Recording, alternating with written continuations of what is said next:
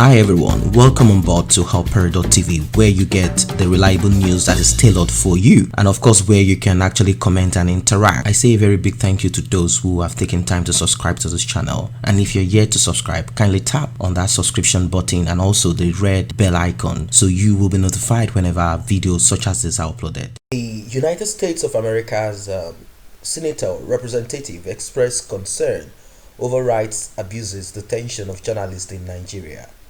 U.S. Senator Robert Menendez and Representative Josh Gothiama have both expressed concerns over increasing arrests and detention of journalists and human rights abuses in Nigeria under President Muhammadu Buhari.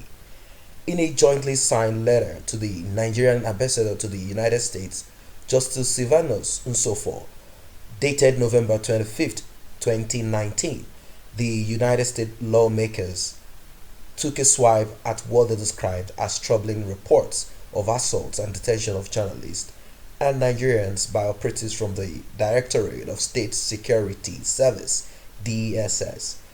The United States of America lawmakers named Sowore of Sahara Reporters, convener of Revolution Now protest, Samuel Ogundikpe, Go Premium Times, Jones Abiri, and Kofi Batel as journalists who have been assaulted and detained by the DSS.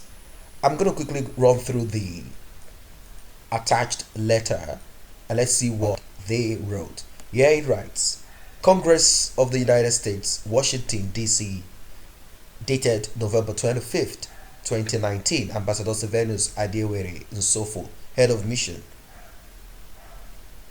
Embassy of the Federal Republic of Nigeria, and the address. Dear Ambassador Nsofo, we write to express strong concern about closing media and civic space in Nigeria.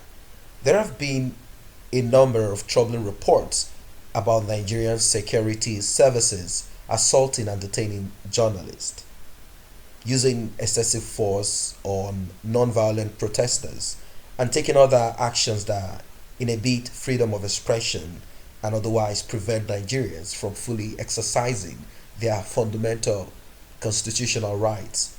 Journalists and activists such as Omoyele Sowore, Jones Abiri, Kofi Bateli, Samuel Ogundikpe, and others investigating and speaking out about politically sensitive problems like corruption or insecurity have been harassed and detained, with reports that some have even been tortured.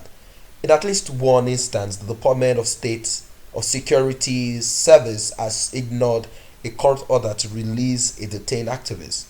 Restrictions and deadly crackdowns on non-violent protest since 2015 have similarly reflected in a lack of apparent commitment to civic freedoms, which is beginning to negatively impact the image of Nigeria's government, both at home and abroad.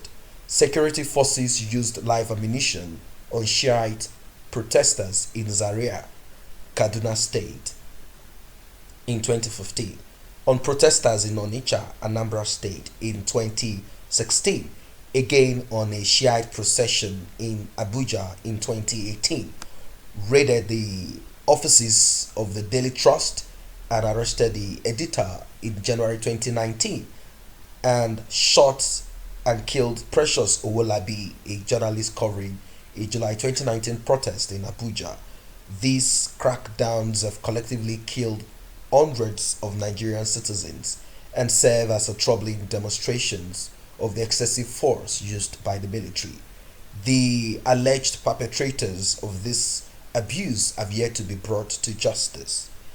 Mr. Ambassador, Nigeria has a critical role to play in preserving peace and stability in West Africa, and as the most populous democracy on the continent, it could serve as a shining example of how countries can best observe the rights enshrined in the African Charter on Human and People's Rights. However, failure to respect the rights in the Charter and those in Nigeria one's constitution undermine your nation's ability to lead in this area.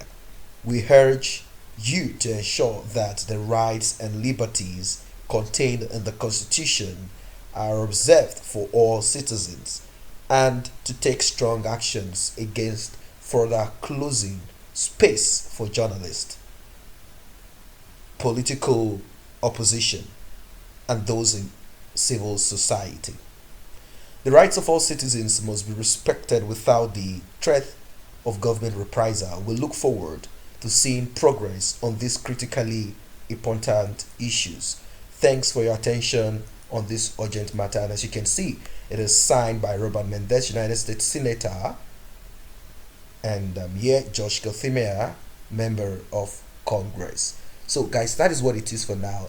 It is already clear that we live in a country that the government practices nepotism. It is still the same as a military junta. This is autocracy, nepotism, and dictatorship, authoritarian, whatever name you want to call it. That is what we are in presently. Some people claim that the man there is not Buhari, that is Jubril al-Sudani with an ulterior motives, and is being run and controlled by the cabals. In fact, they say Nigeria is controlled by the cabal. So guys, that is what it is for that. If you're not part of this channel, simply tap on the subscription button and the red notification icon bell. That automatically makes you a member of this channel, and the notification icon bell simply alerts you whenever videos are uploaded. Thanks for stopping by.